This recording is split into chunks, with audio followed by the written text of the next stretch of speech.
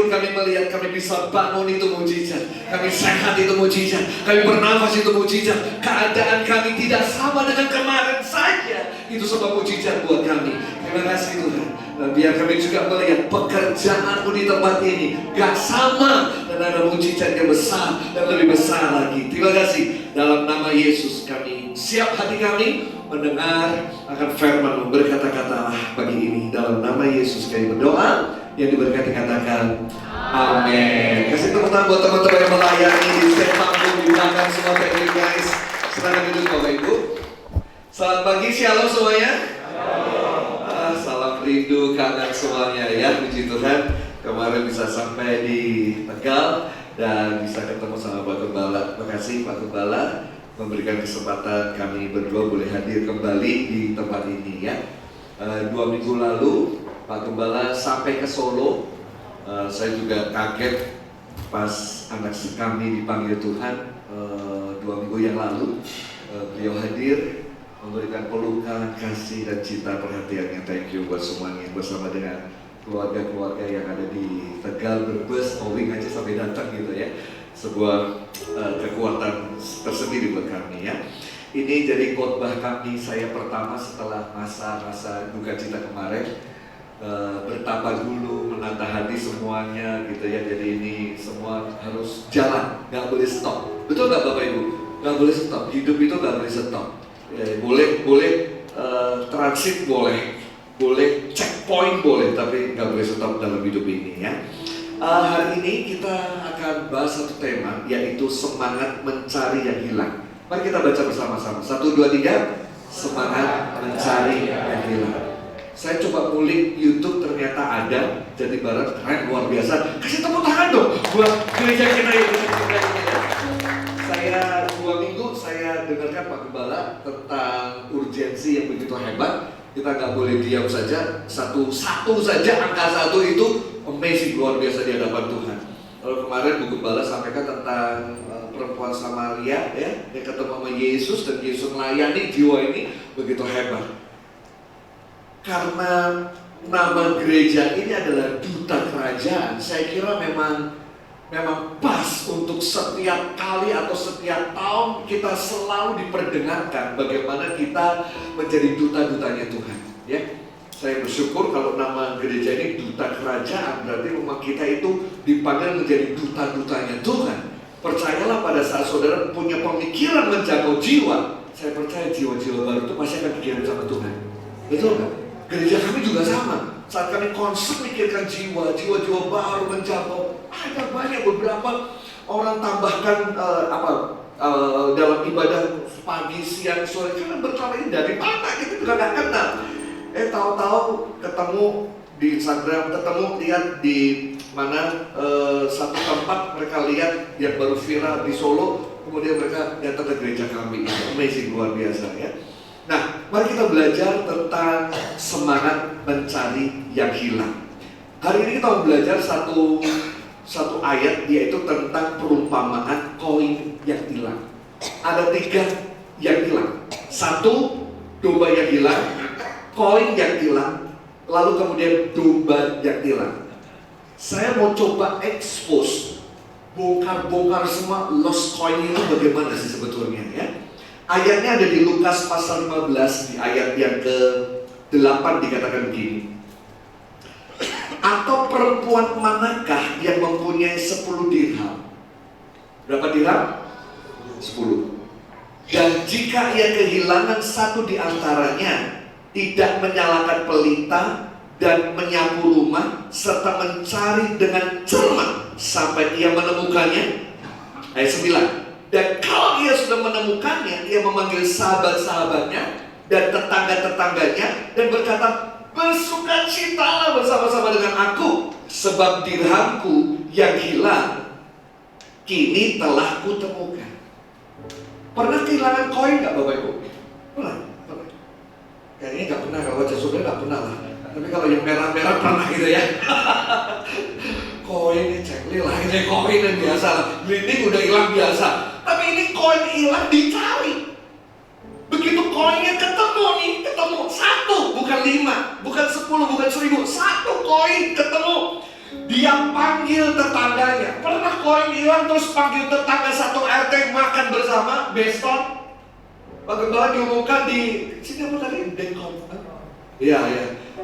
Umumkan semua komsel datang, kita mau beston makan bersama. Ini kenapa? Siapa yang ulang tahun? Enggak, Pak Gembala. Karena koin satu saya ketemu kan gitu ya. Pernah gitu nggak kira-kira ya? Jarang ya, jarang ya. Jarang banget. Nah, kecuali kalau ada ulang tahun, ada apa, mungkin. Tapi ini koin satu sampai dirayakan kayak gitu. Pertanyaannya, sepenting apakah koin itu? Koin itu sebenarnya bukan koin sembarangan. Koin itu kayak rangkaian koin yang dirantaikan bersama-sama, lalu ditaruh di kepalanya wanita. Dan itu menjadi mas kawin sebetulnya. Nangkep ya? Jadi kalau hilang satu, ompong, ya? Dan itu yang ngasih adalah calon suaminya. Dan ini diambil karena mamanya suaminya ini udah meninggal, lalu ngasih rantai ini. Ini buat istrimu nanti ya, kalau nikah. Oke Mam, disimpan. Lalu dikasih mas kawin ini, nanti tolong dipakai waktu nikah. Nah bayangkan kalau waktu nikah terus ompong satu, gak ada satu. Resikonya besar Pak. Satu, akan dicerai. Dianggap apa? Kamu gak setia jaga cinta dan kasih kamu. Dua, itu bisa dicap ini wanita yang gak bertanggung jawab, gak siap untuk membangun keluarganya. So artinya bahwa satu koin aja ini penting. Nah kalau demikian, koin ini kan bukan koin sembarangan, betul kan? Makanya Alkitab tadi kalau kita baca, keluarga, tetangga, ayo dikumpulin bersama-sama, mereka bersuka cita karena satu koin itu ketemu. Koin itu sangat berharga dan punya nilai bagi seorang wanita. Jika salah satu hilang, maka keseluruhan koin gak ada nilainya. Saya ulangi, satu hilang gak ada nilainya. Semua koin, ngapain pakai itu? Gak ada satu dan gak ada nilainya sama sekali. Koin itu tidak hanya menghiasi kepala wanita, namun menunjukkan makna esensi kehidupan wanita itu. Ya, sama seperti orang Jawa berkata, custom atau pakaian ini, busana ini mencerminkan siapa yang pakai. Betul ya? Tahu orang Jawa Bapak Ibu? Tahu glangkon? Tahu ya? Sininya halus, mentolnya di belakang gitu ya. Iya, monggo. Gini-gini ya. Senyumnya lebar tapi di belakang kayak tawon begitu ya. Di sini nggak ada, di Konoha. Sini nggak semua. Haleluya. Nah, artinya bahwa koin ini penting sekali. Sebagaimana penghargaan kepada wanita terhadap koin itu, demikian sebetulnya seseorang di mata Tuhan. Gitu loh ceritanya. Berharganya koin yang hilang itu sampai harus dicari, ditemukan sedemikianlah. Satu, kata Pak Gembala kemarin. Satu, jangan lihat angka satunya. Kayaknya cuma 2 talenta. Jangan lihat duanya. Kayaknya ini satu, tapi sangat penting sekali sampai wanita ini mencari. Bahkan wanita ini mencari dengan sistematis. Coba lihat ayat itu. Terukur, terencana, dan cermat. Baca ayatnya yuk. Ia menyalakan pelita, menyapu rumah, mencari dengan cermat sampai apa Bapak Ibu? Menemukan. Tahu kalau anak remaja gengsi suruh nyari sesuatu mamanya. Coba cari anak remote televisi, coba cari. Lihatin toh kanan kiri, gak dibuka-buka, betul ya? Handphone papa mama di mana sih? Udah cari gak ketemu. Coba kamu bantu cari. Nyarinya generasi hari ini gimana? Cuma liatin aja, liatin bang begini. Gak ada tuh mak, gak ada.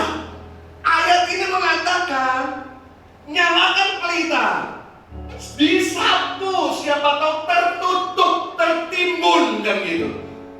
Lo mencari dengan cermat. Bagian sini dulu, habis ini selesai, bagian sini dulu. Habis ini selesai, bagian sini dulu. Oh, ada kotak. Kotaknya dikeluarin, dibongkar. Siapa tahu kemarin buat mainan jatuh untuk ke sana. Satu kali, siapa ya nih ya? Aku atau siapa yang lupa. Sampai ini handphone itu dicari nggak ketemu.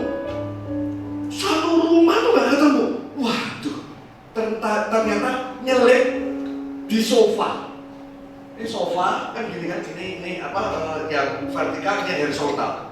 Duduk terus kegempet, masuk sampai ke situ. Berhari-hari, dompet, saya ingatnya dompet itu di situ. Nggak ketemu dompet, padahal kita udah mikir, waduh ada KTP, SIM A, SIM B, dan lain sebagainya. Wah, gimana ya? Ngurusnya berapa ratus ribu. Baru bersih-bersih, dibongkar-bongkar. Ketemu. Kadang-kadang gitu ya Bu ya. Dicari malah nggak ketemu, pas nggak dicari. Lah ya ampun, ternyata di sini ya. Nah dulu sebetulnya kan nyari kan. Mungkin kita nggak fokus, kita nggak cermat. Kita itu kalau mau cari jiwa, menangin jiwa, nyalakan pelita. Pelitamu harus nyala. Pelita kita aja nggak nyala, gimana kita mau cari jiwa dan mencari di tengah kegelapan? Kita sendiri hidup dalam kegelapan. Mau menangin jiwa, utang kita juga banyak. Keuangan kita aja nggak beres. Mau menangkan jiwa, pernikahan kita aja kacau. Kita selingkuhan kemana-mana sampai nama kita hancur-hancuran di kota gitu. Nyalakan pelita, itu penting nomor 1. 2, sapu rumah. Lihat bagaimana ayat ini secara sistematis wanita ini akhirnya menemukan koin gitu. Ayat ini kan cuma 2 ayat kan Bapak Ibu, betul kan? Perikop ini cuma 2 ayat. Dan kalau kita gali ini dalam sekali loh Bapak Ibu. Kata mencari dipakai kata epimelos. Artinya memburu dengan hati-hati, penuh perhatian, seksama karena kondisi rumah yang gelap dan berdebu. So perlu tahu kondisi rumah orang-orang Israel pada waktu itu nggak seperti kayak begini nih, keramik, marmer atau apa gitu ya. Mereka itu tanah, jadi otomatis kalau jatuh bisa tertutup debu di situ. Makanya perlu hati-hati untuk mengambil atau menyapunya. Kata epimelos itu penting banget berarti. Memburu dengan hati-hati. Memang nyari, tapi gak asal nyari. Pelan. Mencari deh. Kadang-kadang kalau kita nyari jiwa itu kadang-kadang yang susah. Mau cerita soal Yesus itu cari susah banget mau mulainya. Sesusah kayak orang ini mencari sandalnya. Saudara jamu atau cari sandalnya, sandal saya akan dimal. Oh kembar kabeh, tapi bukan berarti nggak ketemu. Pasti ketemu, betul nggak? Biasanya ada apa? Ada cirinya, betul nggak? Kayak pas nutup pintu kecepit, nah pojokan itu ada cepitannya suwek sidik, itu sandal gitu ya. Mungkin pas waktu itu ada apa ya, kena pines, kena apa, kita bisa akhirnya bisa dapat. Orang yang mencari pasti akan menemukan. Kalau nggak pernah nyari, nggak pernah ketemu. Sekali lagi saya garis bawah kemarin Pak Gembala ngomong, kalau kita nggak nyari, orang itu pasti terhilang selamanya. Masih ingat Bapak Ibu Saudara sekalian. Makanya nyari, karena kalau nggak dicari akan hilang selamanya. Pasti bisa dicari. Saya kasih terjemahan bahasa yang lain. Message Bible mengatakan mencari ke setiap sudut dan celah sampai dia menemukan. Dan cuma dilihat ini kok, ini Pak, kayak dibongkar-bongkar kabelnya segala macam satu persatu, kemudian dikembalikan lagi kalau nggak ada. Kemudian sisi yang lain sampai kayak begitu. Message Bible mengatakan mencari setiap sudut dan celah. Search carefully. Dan kata search muncul searching, kayak saudara itu cari di Google. Google. Kali ada makanan apa, Solo tuh ada kuliner apa, search di Google ketemu, ketik. Wah, kayak gitu tuh loh. Kalau enggak, coba cari yang lain, ngulik yang lain, nyarinya sampai ketemu. Terjemahan baru mengatakan mencari dengan cermat. Itu bahasa Alkitab kita. Tuhan memberikan perumpamaan ini untuk mengajarkan kepada kita nilai seseorang yang penting di hadapannya. Nilai orang yang berdosa satu saja. Itu sangat penting di hadapan Tuhan. Sangat penting di hadapan Tuhan. Berapa? Katakan satu. Ada satu orang namanya David dan istrinya. Mereka suami istri tahun 1921 pergi ke satu kota di Zaire di Afrika mengabarkan Injil ada di sana. 6 bulan. Berapa Bapak Ibu? 6 bulan. Gak ada satupun jiwa yang terima Yesus. Dan dia sudah diancam kalau sampai dia mengganggu suku yang ada di sana, dia akan dibunuh. Gak ada yang bertobat. Kemudian malah anaknya kena malaria, istrinya kena malaria pada saat dia hamil anaknya yang ketiga. Dia memutuskan untuk pulang ke Eropa, tetapi karena istrinya hamil, yaudah kita putuskan melahirkan di sini baru kita pulang. Kondisi malaria yang ganas membuat istrinya gak kuat sehingga harus meninggal dunia. Untuk anaknya terselamatkan di sana. Nah, selama 6 bulan ini ada satu anak kecil di kampung ini, di kampung yang menolak mereka, yang sering kali diminta oleh kampung ini jual telur, jual pernak-pernik yang ada di kampungnya dia ke misionaris ini, Dave dan istrinya.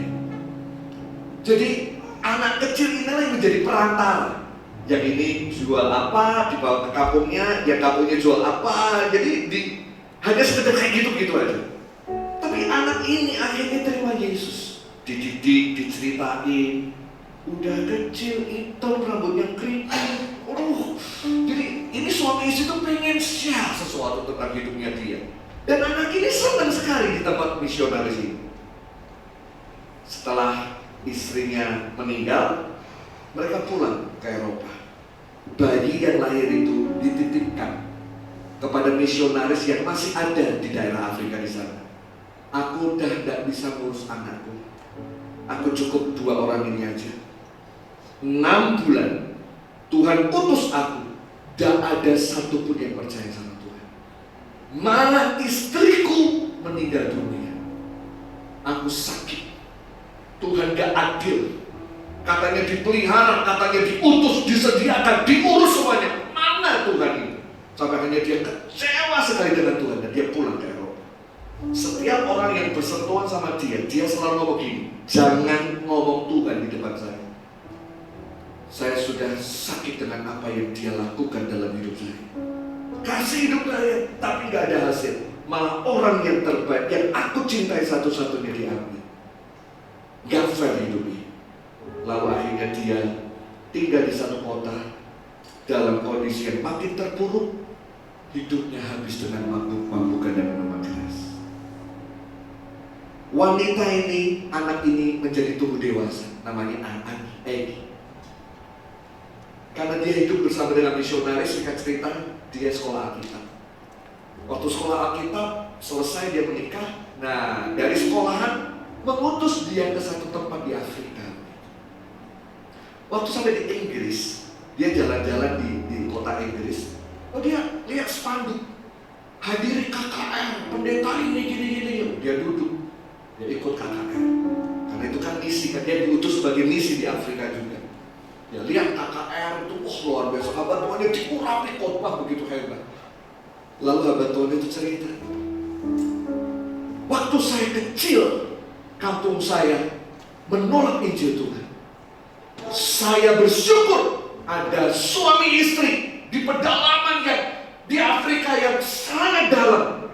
Mereka terima saya, memperkenalkan saya kepada Yesus, dan akhirnya saya menjadi sekarang ini. Wah, terima kasih buat suami istri. Saya tidak tahu nasibnya kayak apa. Yang saya tahu, ibu ini dulu sedang mengandung anak, dan saya berdoa anaknya dipakai Tuhan. Dia nggak tahu anak itu sedang duduk di situ. Selesai KKR, dia turun. Egy nyamperin dia. Pastor, boleh ngomong nggak? Boleh. Itu benar itu yang terjadi di Afrika waktu pastor kecil? Iya. Anak bayi itu benar ada? Iya. Langsung dia ngomong, bayi itu saya pastor. Dalam mata udah nangis. Wah, lalu anak ini dipeluk. Orang ini terkenal sekali, namanya Ruhigita Nagore. Dia ada di Zaire.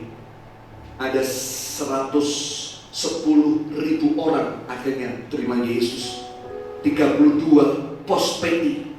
Lalu ada pusat sekolah Alkitab ada di sana. Ada rumah sakit dengan kapasitas 120 tempat tidur. Boleh teman-teman buat Tuhan yang baik. Dari berapa? Satu. Jangan remehkan satu orang ini. Siapa tahu satu orang ini punya pengaruh yang begitu hebat dalam dunia nanti. Mengubah banyak orang, menampung banyak orang, menginspirasi banyak orang. Siapa yang tahu bahwa anak kecil yang bernama Nagore ini menjadi hamba Tuhan. Yang dilakukan suami istri ini adalah apa? Ya care sama anak ini, terima anak ini, cerita soal Yesus walaupun orang tua, sukunya nolak, tapi dia gak pernah putus asa dengan satu jiwa walaupun anak-anak. Guru sekolah minggu dengar, walaupun anak-anak ngantuk, ngompol, ngeblok. Siapa tahu dia menjadi orang hebat 20 tahun mendatang. Siapa yang tahu? Wow. Ayo, jangan pikirkan hanya satu orang. Wanita ini, Egy bersyukur sekali karena anak kecil ini udah jadi bertumbuh jadi orang dewasa dan dipakai Tuhan. Dia pengen kasih tahu sama papanya, cari lagi Eropa, mana papaku? Ketemu sama papa. Papa harus tahu anak kecil ini sekarang dipakai Tuhan, biar papa nggak menuduh Tuhan lagi. Papa punya wajah yang berubah. Saya gak mau papa saya gak finishing gue. Dia cari ketemu rumah peot gubuk.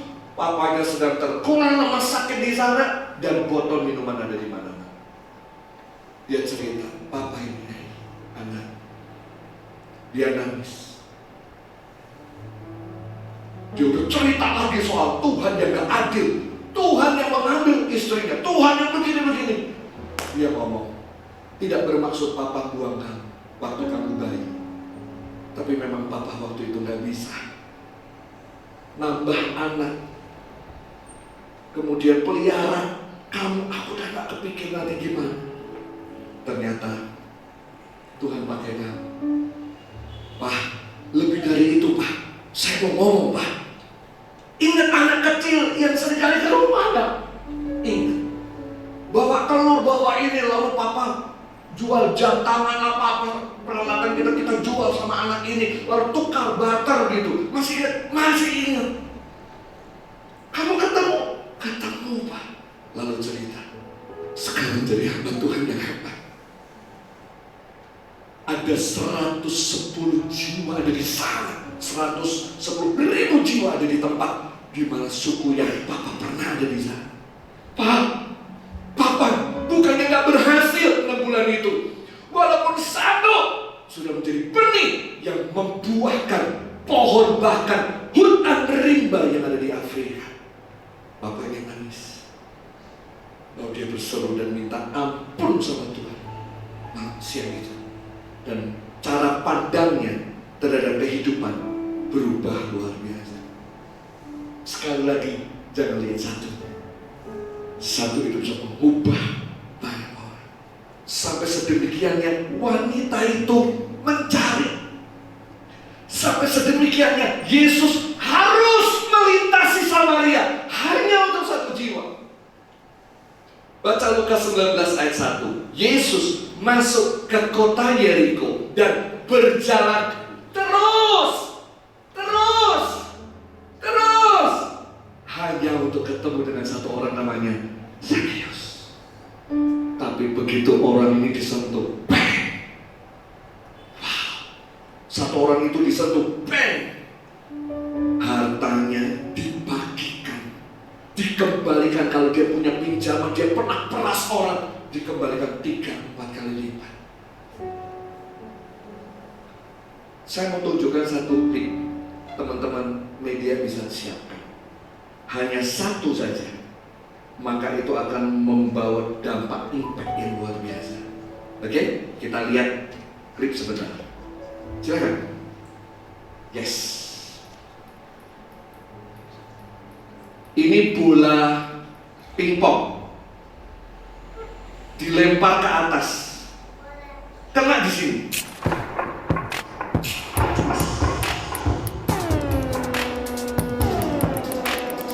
Bola satu menyentuh 5 bola, 5 bola menyentuh 20 bola, 20 bola menyentuh ratusan bola, sehingga terbang begitu saja.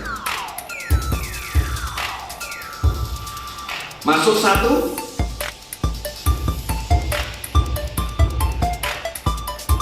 saja. Begitu masuk, yes. Satu nyenggol 2, 2 nyenggol 4, 4 nyenggol 10. Dan adanya sendiri. Oke, cukup ya. Itu yang namanya bola salju. Kayaknya kecil, tapi begitu mendidih jadi gede. Saudara cuma ngambil satu jiwa, ternyata nyeret pembantunya nyeret Pak D dan segala macam, sampai akhirnya menjadi pos PI Ciberita. Wow. Koin yang hilang adalah gambaran dari apa? Saya kesini sekarang. Satu, orang yang hilang dalam kegelapan. Orang ini hidup tapi tidak dalam kegelapan. Itu yang kita cari, Bapak Ibu. Kedua, orang yang hilang tersembunyi dalam debu-debunya, tersembunyi di dalam tanah, nggak kelihatan. Potensinya tersembunyi, debu-debu dosa mengelilingi dia sampai akhirnya dia malu ketemu sama orang. Betul? Orang-orang nakal, orang-orang yang liar, orang-orang yang notabene dalam tanda kutip kayak begitu, yang disingkirkan masyarakat, itu orang-orang yang tersembunyi dalam debu. Ya kalau ngumpul kayak begini nih, rasa-rasanya aku gak layak tuh di hadapan Tuhan, aku dosa. Gereja tuh orang-orang suci semua, aku tuh gak layak di sana. Kan gitu kan Bapak Ibu. Terus yang ketiga, orang yang hilang dan gak berguna. Dia gak berguna karena terhilang itu tadi. Orang-orang yang hilang karena terabaikan. 1, 2, 3, 4 sasaran ini yang menjadi sasaran koin kita hari ini. Ya. Koin yang kocarnya ada di mana? Ada dalam marketplace, ada dalam dunia kegelapan yang sekarang sedang bingung tokonya. Tokoku tuh rame Pak, malku rame sih jalan-jalan. Rojali kan rojali, rombongan orang jalan-jalan. Rombongan orang hanya nanya kan gitu kan. Nanya, kemudian begitu tahu harganya pelan-pelan diturunkan. Coba lagi yang sini. Wah, terus turunkan kan gitu ya. Saya tidak tahu, dunia sekarang ekonomi sedang mengalami hal yang gak baik-baik saja. Mereka butuh terang itu. Makanya nyalakan terang itu nomor 1 tuh yang tadi itu. Nyalakan terang. Bawa di tempat kegelapan, di tempat mereka. Saudara di sekolahan, saudara jadi mahasiswa, saudara di rumah, dimanapun saudara, bawa terang itu ada di sana. Saya lupa fotonya ya. Satu kali gigi saya itu Sakitnya tuh udah macam-macam. Saya tunda, sini sakit, akhirnya ke dokter. Bedah mulut, spesial bedah mulut. Pak, begitu di ronsen harus cabut. Berapa yang dicabut? Ini dipeng 1, 2, 3, 4, 5 bawah, 6 sampai 9. Oh my God. Nah, untukku kan tidak bisa menikmati sate Wendy's. Tidak bisa menikmati makannya enak. Lo ompong kok Pak, makan kan tidak enak. Punya kok nganggo gusi.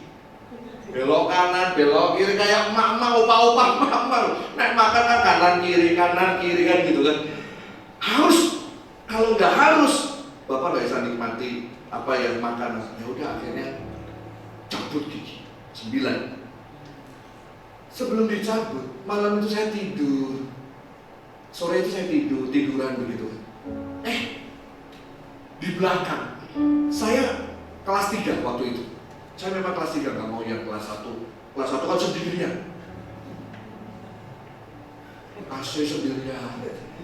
Nggak ada kocoknya, nggak enak. Minta kelas 3, 13 orang. Sana saya ngorok guru sensor, sana saya sana saya nuangis, waduh sakit, sotur lah. Ya lu yang orang aja di kelas loro, 2 orang aja cukup lah Tuhan ini yang terlalu heroik 13 orang. Ya wes akhirnya saya tidur. Di belakang itu ada wanita teriak Bapak Ibu. Kerasukan setan tuh. Wah, teriak. Saya diamin aja lah ya karena kan ini kan rumah sakit kan ini. Saya diamin. Tapi hati saya itu pelayan Tuhan. Hamba Tuhan gak bisa diam kan gitu kan. Infus tak ambil. Jalan infusnya nih. Jadi infus saya gitu. Bu kenapa anaknya? Saya ke belakang itu di ruang yang beda, tapi suaranya sampai ke ruangan kami. Kenapa? Gak tahu ini teriak-teriak dari tadi. Oh, boleh saya berdoa? Boleh Pak. Tapi saya Kristen loh Bu. Gak apa-apa. Kami juga Kristen, Katolik. Oke, siap. Mas Gujengono infusku. Saya doa masuk gujengan infus. Dipegang tangannya sini. Tak doai orang itu. Walaupun suatu sama setan yuk, tekik kan. Karena Yesus keluar gitu. Puji Tuhan ya. Gak lama itu tiba-tiba anak itu bisa diam, kemudian bisa tenang. Orangnya terima kasih sama Tuhan. Terima kasih sama Tuhan. Jangan lupa sama Tuhan. Ibadah sungguh-sungguh ya. Nah, saya ngomong sama dia. Saya balik. Tak candalnya menaik. Dimanapun tuh ada kegelapan, orang-orang yang membutuhkan damai, pertolongan selalu ada, Bapak Ibu. Selalu ada. Kalau mau dicari. Saya mau kasih contoh yang terakhir. Orang ini ada dalam kehilangan total, kegelapan hidupnya. Orang ini tersimpan dalam debu tanah, tersimpan. Orang ini dianggap nggak berguna lagi. Orang ini diabaikan.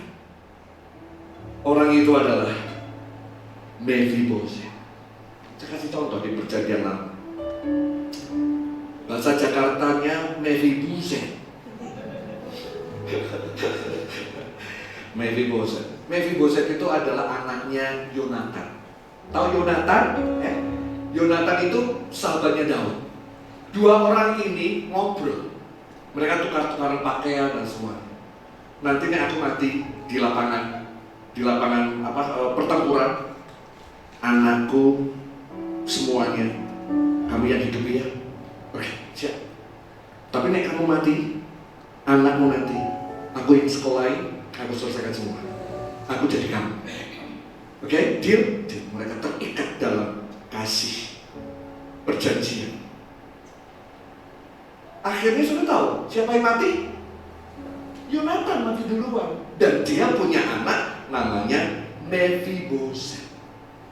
Mephiboset itu nama ganti. Nama aslinya adalah Merib-Baal atau penghancur Baal.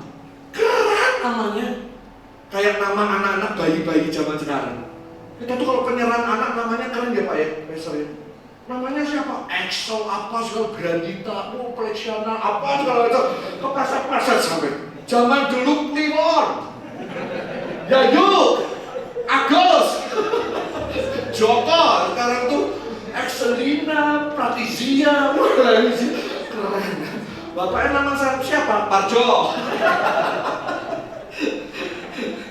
Namanya keren, sesuai dengan doanya orang tua, betul ya? Doanya orang tua, jadi orang yang sukses, penghancur Baal, penghancur apa ya istilahnya, hal-hal yang menghalangi. Tapi diganti namanya menjadi Mephibosheth, yang artinya mulut, malu, aib. Wow, ceritanya ini gara-gara karena waktu Saul sama Yonatan maju perang, Mephibosheth masih 5 tahun digendong sama inang pengasuhnya. Inang pengasuhnya dapat kabar, pasukan mau ke keraton, pasukan mau ke kerajaan.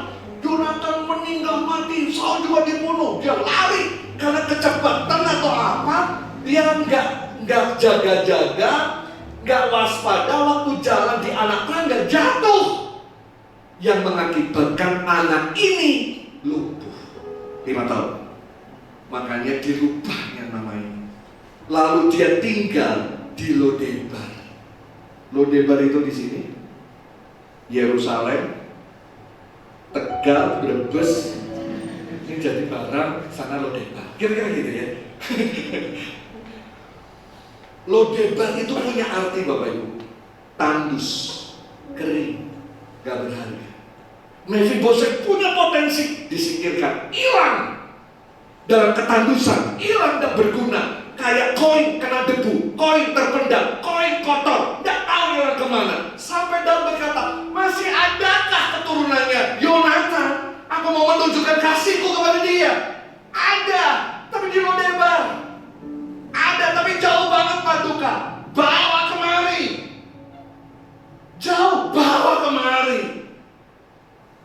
Di tengah-tengah ketandusan kering, yang hilang akhirnya ditemukan. Saya suka filosofi catur. Tahu catur, suka main catur nggak? Ajak saudara itu pemain golf. Catur, kampungan Pak. Golf, boleh. Kalau saudara main catur, pion itu kadang-kadang majunya 2 pertama kali, tapi habis itu satu. Kadang-kadang dilompati yang lain, dipegang lagi, maju 1 lagi. Tapi dengar, walaupun 1, pion nggak pernah mundur. Nggak ada kata pion mundur. Kuda maju mundur Pak, benteng maju, menteri maju mundur ke kanan ke kiri. Pion tetap ke sana. Walaupun makan nikat, tapi miring, tapi tetap ke depan semua. Sampai begitu, sampai di ujung, dia bisa berganti apapun. Kecuali 1, nggak bisa jadi raja. Jadi menteri bisa, kuda bisa. Itu permainan ini. Mephibosheth itu diambil Daud, ditemukan kembali. Kebutuhan dasarnya dicukupi. Ada satu tokoh dari psikologi, 4-5 dasar kebutuhan manusia itu dicukupkan. Jadi sebelum ditemukan semua 5 kebutuhan, Maslow ini terkenal sekali Bapak Ibu, 5 kebutuhan dasar manusia, ternyata di sini udah ada semua. Daud mencukupi kebutuhan dasarnya. Apa? Makan. Kamu mulai hari ini makan sehidangan dengan aku. Sehidangan sama Pak Presiden. Soto mesti yang the best. Beli telur asli yang mungkin. Betul nggak? Nggak mungkin acak-acak. 2, kebutuhan kasih sayang dia kasih. Berkatalah Daud, masih adakah keluarga Saul? Aku ingin menunjukkan kasihku. Keset. Di depan itu ada keset. Ya, tulisannya welcome. Ayo, ada anak-anak kecil. Ayo nih, dibaca nih. WELCOME. Baca. Keset. Keset itu artinya loving kindness. Kasih karena perjanjian. Daud itu punya confidence sama Yonatan. Disitulah anak ini mendapatkan kasih sayang. Koin yang hilang yang tidak pernah dapatkan kasih sayang dan perhatian papanya, apalagi kakeknya. Kakeknya cuma ngurus iri hati dan lain sebagainya. Tapi Daud akhirnya mengurus anak ini. Keren, luar biasa. Kebutuhan akan keamanan, safety need. Demikianlah Mephibosheth diam di Yerusalem, makan sehidangan dengan raja. Adapun ada catatannya di situ, kedua kakinya timpang. Kalau dia tinggal sama Yonatan, ada yang menghina nggak? Sampar, demplang, soalnya demplang. Nggak ada. Urusannya masih sama dia. Mau membuli apa coba? Siapa yang bisa membuli Anda? Kalau Anda bersama dengan raja di atas segala raja, nggak ada.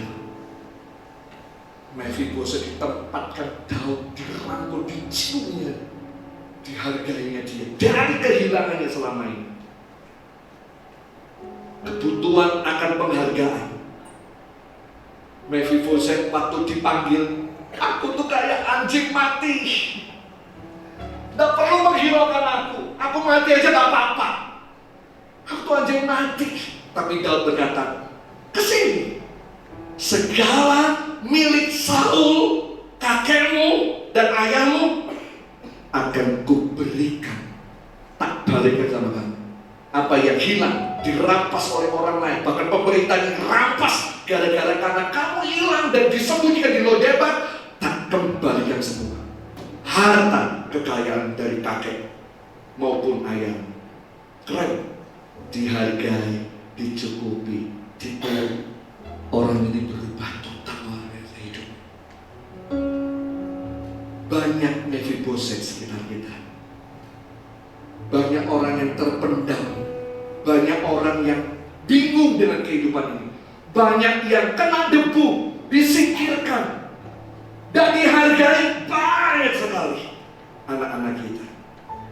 Jadilah Daud yang hadir buat mereka, menemukan satu Mephibosheth yang hilang. Ada satu orang namanya Don Ritchie. Dia terkenal dengan julukan malaikat penjaga tepi. Orang ini mendapat medali sampai dua medali yang cukup terkenal dan berkembang di Australia. Orang ini tinggal di pinggir tepi. Beberapa kali dia lihat orang itu tadinya di sana senang sekali selfie dan segala macam. Ujung-ujungnya ternyata itu foto terakhir dan berpamitan dengan keluarga dan teman-teman. Habis itu mereka terjunkan di tebing yang cukup tinggi sekali di sini. Mati di bawah. Dia, Don ini seringkali melihat gelagat orang yang mau bunuh diri. Dia datang, just diajak ngobrol saja. Jangan diajak ngobrol. Kenapa kamu? Boleh tidak ngomong sama aku? Aku akan mendengar semua.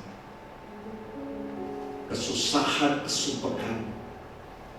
Dia ngomong di satu titik. Kalau di sini nggak enak, boleh nggak ngopi, minum teh, dikupu di situ. Ayolah Pak. Tapi aku nanti terjun. Terserah nggak apa-apa. Tapi minum teh dulu. Biar anget kamu terjun nggak apa-apa. Iya. Begitu minum teh dalam waktu tempo sesingkat-singkatnya. Teks proklamasi kemerdekaan dalam Kristus itu diberitakan di situ.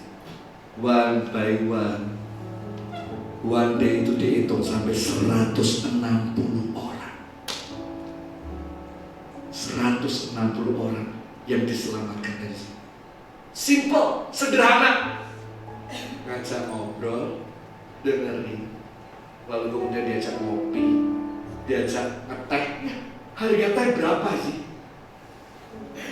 Tegal terkenal dengan teh dan segala macamnya ya, tapi teh Solo tetap jaya.